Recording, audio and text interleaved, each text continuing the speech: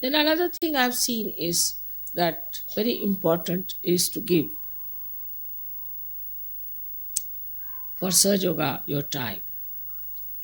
Many people do not give their time, do not work in the ashrams, they do not think that they have to do something for Surge.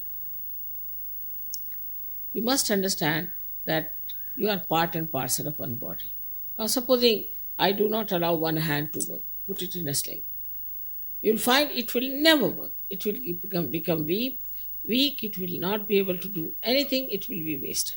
So you have to use all the limbs of the body in the same way. You all must also put in physical, mental, emotional, whatever is possible for the work of Surge Yoga because it is your work. I don't need Surge. I don't have to do it. It's for you. I have started this and it is for you to give it to others. It's your responsibility. So you should take it up as your own. For example, you know that at this age I'm traveling every third day or fourth day and traveling long distances. All this I'm doing for what? There's no need for me to do. I don't need anything. I'm just doing it because it's supposed to be my life. I don't know how to explain why I'm doing it really. Logically, it doesn't sound sensible. But if you see me, you say that we have great regard for mother, we respect her very much, we are very fond of her and we worship her, all these things. But do you give so much as she can give? How much do we give? Secondly, I have also heard that people are very miserly in giving money for my programs and things. You want me to come here. I used to spend my own money in the early days, but you don't want me to come here with my own money. Is it proper? Is it, if you have self-respect, you would not like me to come, spend my own money coming here and spend money for building this and spend money for your car's petrol? Would you like me to do that? No. So, there are many people who come to my program, I am told, but do not pay for my programs. It's very wrong. If you do not pay, I tell you, immediately you will suffer. And that is in money matters. Because if you do not give, money doesn't come. Those people who have been generous with their hands have been very prosperous even in Australia, even in India. So I have to tell you, even this is not a temptation to you. But when people say, Mother, our thing is not coming up, this is not working out, so there's something wrong, somewhere wrong. Once you start dedicating yourself to Surge Yoga, immediately you'll find things will work out. There is something you have done wrong, which you should not have done, or something is you have not understood, you have done something under misunderstanding. Try to find out. Things must sort out. They must soothe out in Surge Yoga. Everything sorts out. Not only that, but I have seen it just becomes absolutely beautifully falling into line and you are amazed how it works. From a small thing to big thing. So if it is not working out in your life, there's definitely something wrong. So it is the morality of financial morality. Also there were some falling into line and you are amazed how it works. From a small thing to big thing. So if it is not working out in your life, there's definitely something wrong. So it is the morality of financial morality. Also there were some horrible mishaps we had in this country of yours where horrible leaders came who were interested only in money. That's how they came to Surge. And what has happened to them, you know that. So you don't come to Surge Yoga for money. You come here for everything. In a sense, in totality, you have to get that higher situation. Like that, you have to give also with an open heart. Know that you have got such a great gift. So now, what can I do about it? Of course, I don't need your money. I am not in the same position as even Christ was, but he never took any money. So I need not take any money from you. But still, for other things, those people who have not paid should remember that if they want their children to be all right, if they want their family to be all right, if they want to be all right as far as the money is concerned, without feeling the ego, without pressurizing the leaders, try to spend money in a way that is really useful for such. Then another point is about the family, as I told you yesterday, that my house, I must have my house. I must take, especially leaders' wives. Again, I should warn them because all this has created problem to such an extent now that we had to throw them out of such. Despite the fact husbands were very good.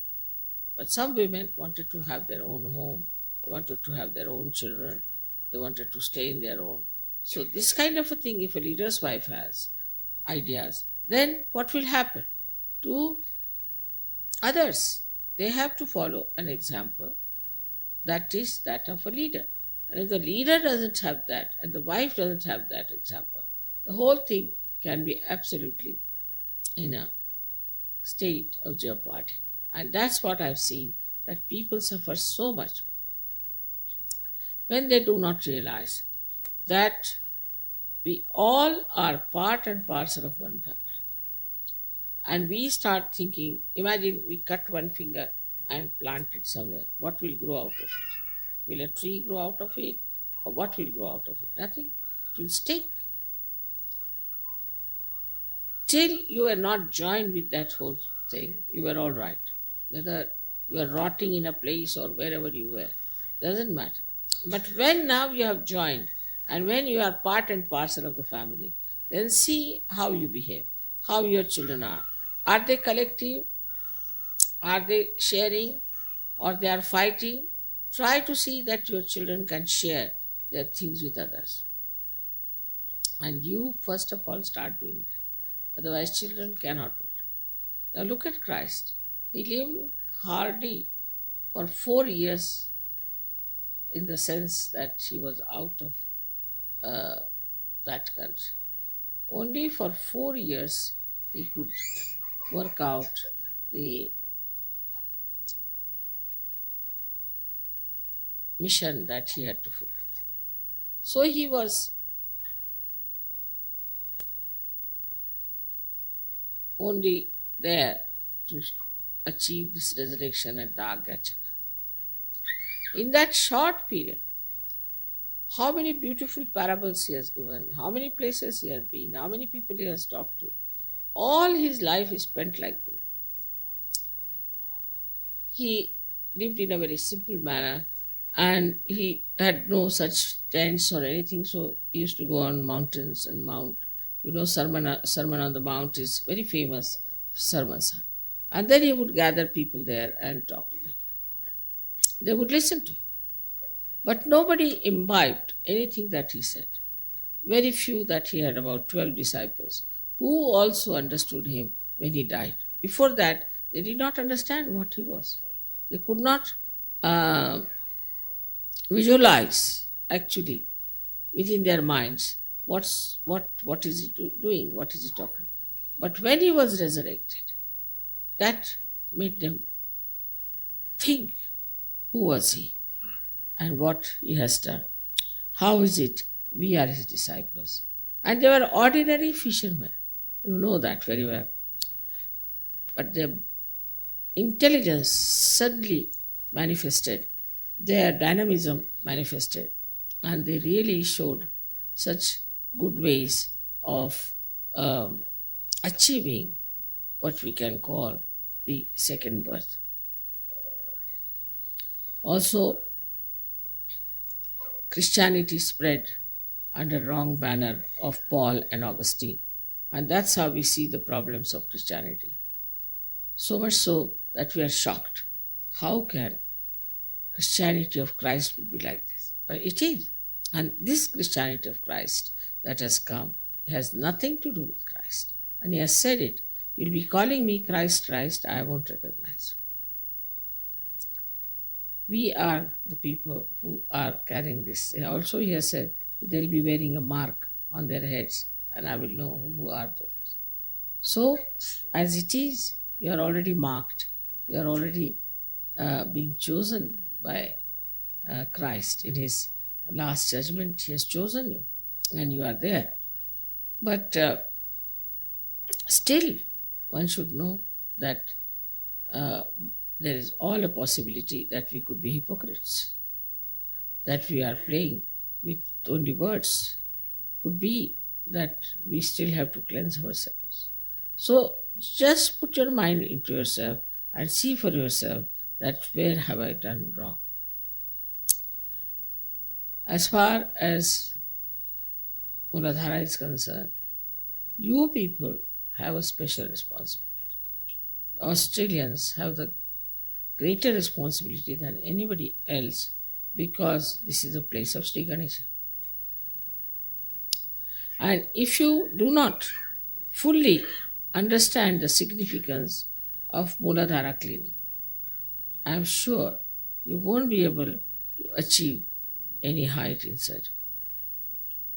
So all of you should decide about this and work it out so that there is no problem of your ascent or your rising because you are so pure or so beautiful. All this you have achieved already without much difficulties. Only thing is, if those things which are left behind suddenly are trying to come up, also you should not allow it to come into your life. You should just throw it. For example, like a lotus leaf, when it is under the water, it doesn't show anything. But when it comes up, then water doesn't stand on that. It just falls on. Doesn't get attached to any water. You may pour water any amount. It just takes up. So this is what you have to find out. Relationships between each other, racialism, and other things, we have to just oppose it. It's not a good thing to hate anyone for anything small like that. The forgiving quality of Christ at the time when he was crucified has to be remembered. How he forgave those who crucified him because they do not know what they are doing. But even when they know what they are doing in Sahaja Yoga, still people try to crucify.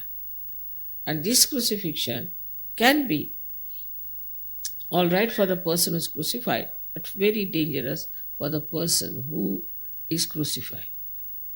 So this has to be understood, that to get rid of all these things and to get out of all your crucifixions, you have to have an extremely pure, ideal, beautiful life. You should be proud of your virtues. You should be proud of your greatness. You should be proud that you are so righteous. There's nothing to feel bad about.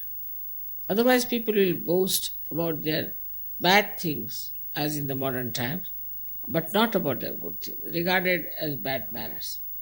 You need not boast of both the things, but you can be proud of the things that are so beautiful, so nice, so energy giving.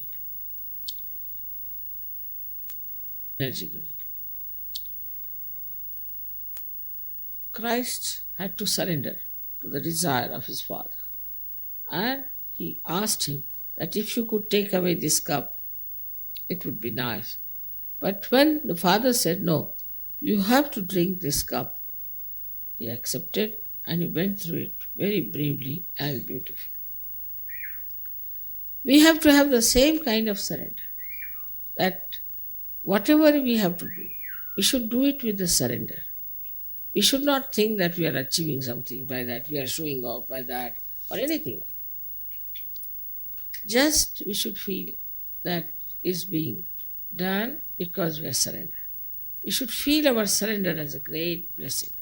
If you can put your attention to your heart and just say that I surrendered myself, that's more than sufficient. But you shouldn't say that, Mother, please help me to surrender. I mean, how can Mother help you? All these prayers sometimes are escapes from reality. You just help me, you help me this. To surrender is very easy. Just you have to say, Mother, come in my heart and come in my head and come in my attention. That's all.